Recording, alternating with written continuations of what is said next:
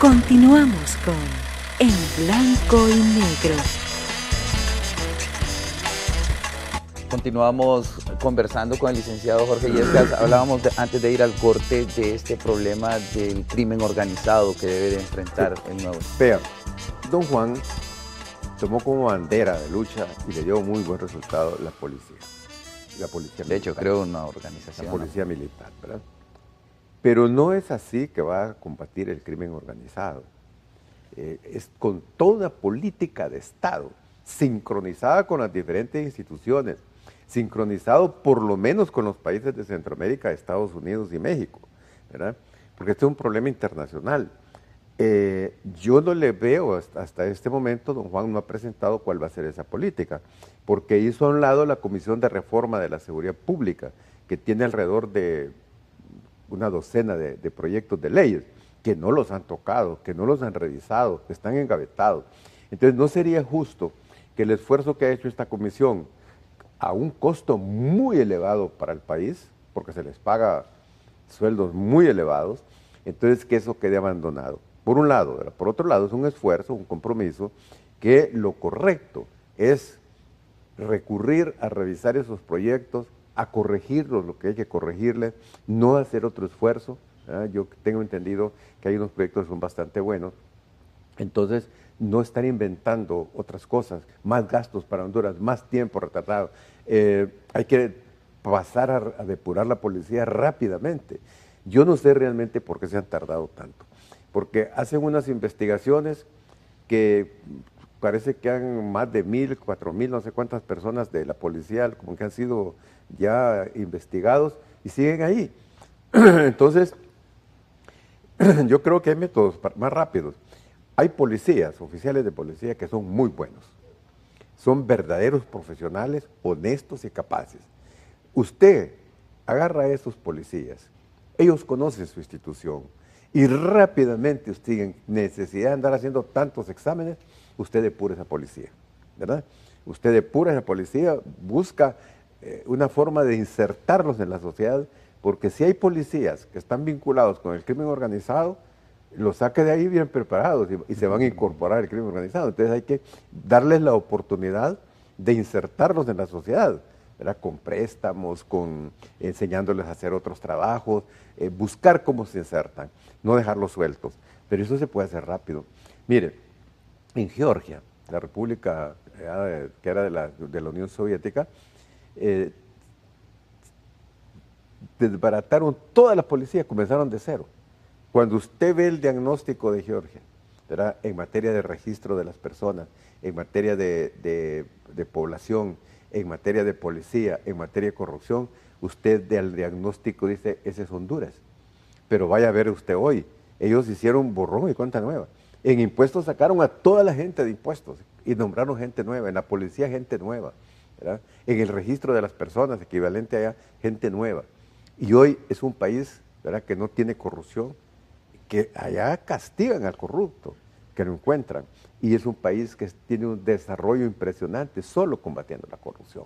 Ese es un modelo. Yo saqué una publicación en el diario La Tribuna, hice un resumen de ese trabajo, que fue una teleconferencia que tuvimos ahí en las oficinas del Banco Mundial. Un grupo de hondureños fuimos invitados, nos dieron un documento, yo hice un resumen y lo publiqué en el diario La Tribuna porque me pareció una experiencia extraordinaria. Entonces usted tiene ejemplos de otros países que los puede, ¿por qué vamos a estar inventando el agua bendita nosotros? ¿Verdad? Hay que depurar eso rápido. La DEI, son dos instituciones que requieren de una depuración urgente, la Dirección Ejecutiva de Ingresos y la Policía, entre otros. ¿Verdad? Para ir mejorando todo este órgano estatal, sí, que sí. ¿Dónde depende realmente la Ahora, economía? Si don Juan y la nombra seguridad. ahí en la DEI a un político, ¿continuará el mismo problema? Igual o peor, porque llega a inventar, llega con su gente, con las gentes comprometidas en su activismo político, y la DEI seguirá igual. Entonces, mientras no se adopten medidas serias para combatir la corrupción en la DEI, no se va a hacer nada. Va a tener usted peor la recuperación de ingresos. Fíjese que en la actualidad hay diputados que dicen, mire, no me vaya a tocar mis empleados, porque tiene empleados no solamente en las aduanas, sino que aquí en la propia dirección. Cuidadito, me toca a mis empleados. Son empleados de los diputados. empleados de políticos. Llegan los políticos y le dicen, a mí nunca se me acercaron porque saben cuál es mi respuesta. Y dicen, mire, cuidadito, me toca a mis empleados, empresarios. Tienen gente ahí. Lamentable. Lamentable, gente que trabaja con ellos, que trabaja para ellos. ¿Verdad? En materia de licitaciones, hay estructuras que se le van de la mano al ministro, porque esas estructuras están en función de los que van a las licitaciones. Y de ahí que las licitaciones no progresan y van a la compra directa. Y ahí hay una fuga extraordinaria, 25.000 millones, 30.000 millones de lempiras anuales por compra y contrataciones del Estado. Fíjense que en la ley no hay placas, pero hubo una compra de placas que todas venían con el mismo número, ahí estaban abandonadas en la ley. ¿Cómo se van a equivocar en eso? ¿Cómo es que no le dijeron a la empresa, mire, ustedes trajeron todas el mismo número, háganlas de nuevo? ¿Por qué no lo hicieron? Porque hay contubernio. Entonces, no hay placas. ¿Por qué el Ministerio de Finanzas no hace la asignación presupuestaria con tiempo para que la DEI pueda adquirir las placas en una licitación transparente? ¿Verdad? Ahora hay placas inteligentes. Esas placas inteligentes tienen un microchip y entonces hay una pistola electrónica que usted deja pasar el carro, no está haciendo esos atolladeros que se hacen aquí, lo enfoca y ese microchip le da el nombre, le da toda la información del vehículo. Y si hay alguna irregularidad, a 100 metros está la posta o el retén y ahí detienen a ese vehículo concretamente. Y la placa solo va en la parte de atrás, no adelante. Entonces, eso se puede hacer en Honduras, si se está haciendo en otros países. ¿Por qué no se preocupan de dotar de placas los vehículos cuando anda cantidad de vehículos sin placa utilizados por el crimen organizado? ¿Verdad? Eso es una necesidad de seguridad nacional, pero no están preocupados en eso. ¿Verdad? ¿Por qué? Por la politización y la corrupción. Qué lamentable la situación que se atraviesa muchas veces en materia económica, pero también se hablaba mucho de que hay muchos partidos, si se quiere, de izquierda que participaron ahorita en el proceso electoral. Los resultados dan, don Jorge, dan que aún vivimos en una ciudad o en un país en donde se puede llamar que no adoptamos, si se quiere, ideologías o políticas diferentes. Mire, fíjese que es interesante. Este proceso electoral, dice la gente, se terminó el bipartidismo. Pero si usted suma los votos del Partido Nacional con los del Partido Liberal, le da más o menos un 57%. Es decir, casi un 60%. Eso quiere decir que la mayoría del pueblo es bipartidista. 2, si usted suma los votos de todos los partidos democráticos, le da 71%. O sea que el Libre tiene 29%. Estos compatriotas dicen el pueblo, la voluntad del pueblo, y ellos se roban la representación del pueblo. Ellos representan a un fragmento del pueblo, no al pueblo. Solo son el 29%.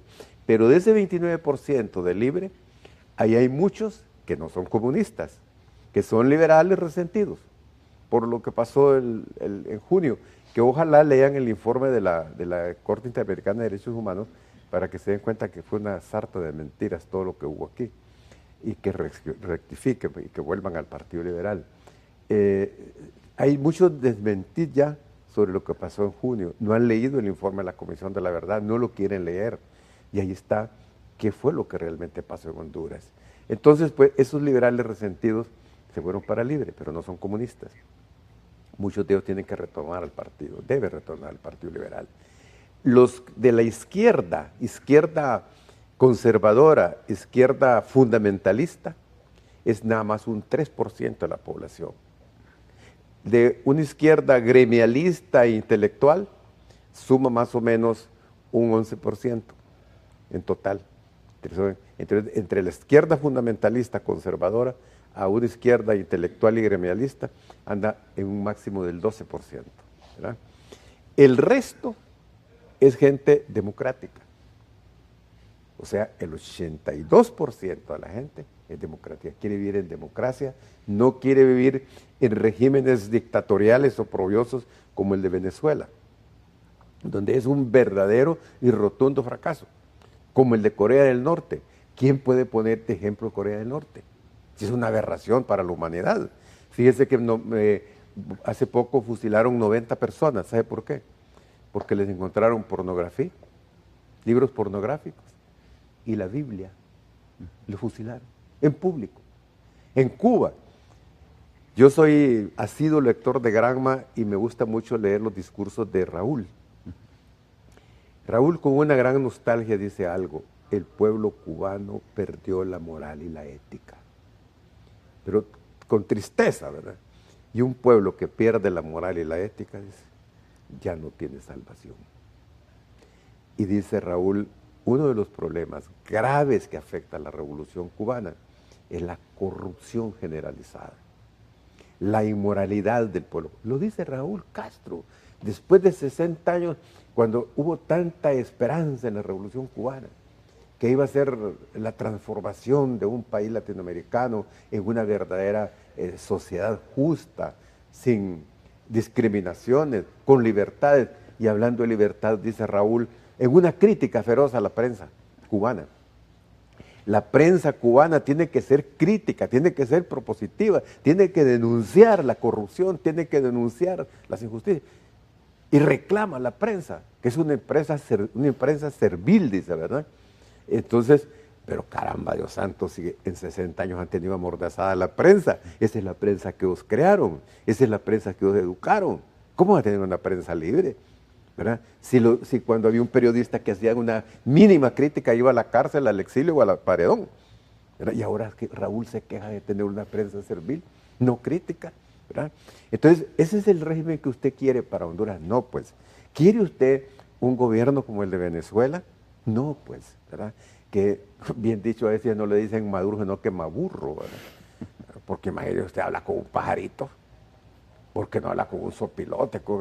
Para que estén de tú a tú, ¿verdad? Con un murciélago, un pajarito inocente. Y dice que duerme en la tumba, él está preocupado para resolver los problemas, duerme en la tumba de Chávez, ¿se da cuenta usted? ¿Verdad? ¿Cómo va a combatir la inflación, la usura, cerrando negocios y metiendo presos a los comerciantes? Poniendo presos arbitrarios, cerrando empresas, cerró cantidades de empresas agrícolas. Hoy Venezuela está importando los productos básicos en el 98%, a costos elevados. ¿Por qué? No hay leche. Porque se nacionalizó las haciendas, no hay producción. Claro. ¿Verdad? Cerró las fábricas, no hay producción. ¿Verdad? Entonces todo se importa hoy.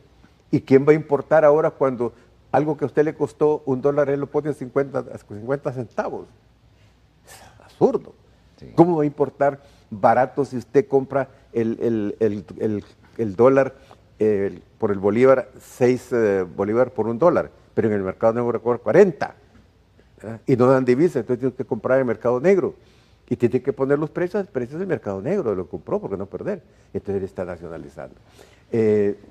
Para poder que le dieran los poderes absolutos, metió presa a una diputada, porque era el voto en contra. Queremos ese sistema nosotros en Honduras, con una espantosa corrupción. Venezuela, un país de los más ricos del mundo, tiene una deuda externa que anda cerca de los 300 mil millones de dólares, una inflación del 54%. Eso es lo que queremos nosotros. No, pues no queremos eso. Tenemos las esperanzas, don Jorge, de que pues, la situación en nuestro país cambie. Yo quiero agradecerle su compañía. Muchas gracias por habernos acompañado. Muchas gracias a usted en por Blanco y Negro. Darme la oportunidad de tener esta conversación tan amena. Por supuesto, está invitado para futuros programas. A ustedes muchas gracias por habernos acompañado en esta emisión de En Blanco y Negro. Será hasta la próxima. Que estén bien.